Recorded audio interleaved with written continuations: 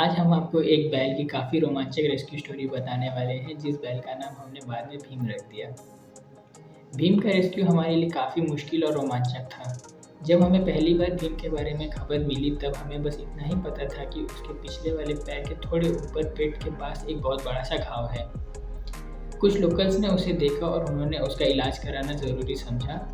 उन्होंने तुरंत उसे एक पेड़ से बांध दिया और हमें कॉल करके उसकी लोकेशन बताई और कहा कि जितना जल्दी हो सके उसे यहाँ से आप रेस्क्यू कर लीजिए, क्योंकि वहाँ पे काफ़ी सारे जंगली सूअर और कुत्ते हैं जो उस पे बाद में अटैक कर सकते हैं। जब हम लोकेशन पे पहुंचे तो हमने देखा कि Bhim Saint Thomas College Bhilai की तरफ जाने वाली रोड पर फंसा हुआ है।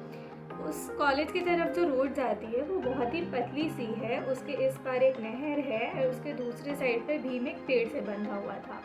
हमने रास्ते ढूंढने की कोशिश की, लेकिन भीम तक पहुंच पाने का एक ही रास्ता था, वो था उस नहर को पार करना। हम में से एक वॉलेंटियर पहले उस नहर को बहुत मुश्किल से पार करके भीम तक पहुंचा और घाव देखने पर हमें पता चला कि घाव काफ़ी गहरा है और उसके मांस का एक चंक उसके शरीर से लटक रहा था। खून की स्मेल की वजह से कुत्ते और सुअर उस पर बीच बीच पे अटैक करने की कोशिश कर रहे थे। हमें खबर मिली थी कि भीम एक बछड़ा है, लेकिन जब हमने वहाँ पे देखा तो वो काफ़ी बड़ा बैल है, जिसको शिफ्ट करने के लिए हमें एक बड़ी गाड़ी की ज़रूरत पड़ती। उस समय के लिए हमने भीम के घाव पे स्प्रे कर दिया ताकि उसमें मक्खी ना आए और खून की स्मेल दबे, जिसकी वजह से कुत्ते और सुअर उस पर कुछ घंटों तक अटैक नहीं करेंगे। शाम को गाड़ी की व्यवस्था होने के बाद हम भीम के पास दोबारा गए। ठंड का मौसम था और अंधेरा भी हो चुका था। अब हमारे लिए नहर पार करना और मुश्किल हो गया था। बड़ी मुश्किल से और बड़ी मशक्क़त करने के बाद हम नहर के उस पार गए, जिस दौरान हमारे पैर कई बार मिट्टी में भी धंसे थे। परंतु नहर के उस पार जाने के बाद जब हमने भीम को देखा, तब हमें यह लगा कि अच्छा ही किया कि हम आ गए। भीम के गले में रस्सी डालने के बाद अब हमें उससे नहर के पार कराना था। बड़ी मुश्किल से हम तीनों नहर पार किए। भीम सुबह से भूखा था। आते साथ ही वह आसपास की घास खाने लगा। बहुत मुश्किल से हम 4-5 लोगों ने उसे गाड़ी में चढ़ाया और हम उसे एक शेल्टर में ले आए।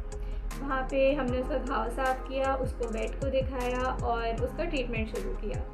रोज़ हम उसका घाव साफ़ करते थे, उसे दवाई देते थे, उसे अच्छा खाना देते थे।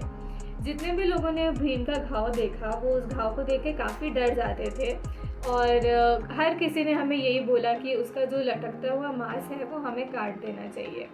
लेकिन हमने कोई जल्दबाजी नहीं दिखाई और हमने देखा कि उसके घाव की हालत कैसे सुधरती है। हमने कई दिनों तक मैगेट्स निकाले, घाव की सफाई की और उस पे मरहम लगाया। धीरे-धीरे घाव सूखने लगा। हमने लटकती हुई मांस को भी साफ किया और उसमें मरहम लगाया और धीरे-धीरे वो भी पूरी तरह से जुड़ गया। 3-4 महीनों में भीम का घाव पूरी तरह से ठीक हो गया। भीम जब हमारे शेल्टर में था तो उसने बर्फी से दोस्ती कर ली थी, जो हमारी एक और रेस्क्यूड गई थी जिसके पैर में चोट लगी हुई थी। पूरी तरह से ठीक हो जाने के बाद हमने भीम को रिलीज़ कर दिया, क्योंकि भीम घूमने वाला बैल था और बंधे बंधे वो बहुत ही बेचैन होता था। अब भीम हमारे शेल्टर के आसपास की गलियों में घूमता हुआ दिखता है।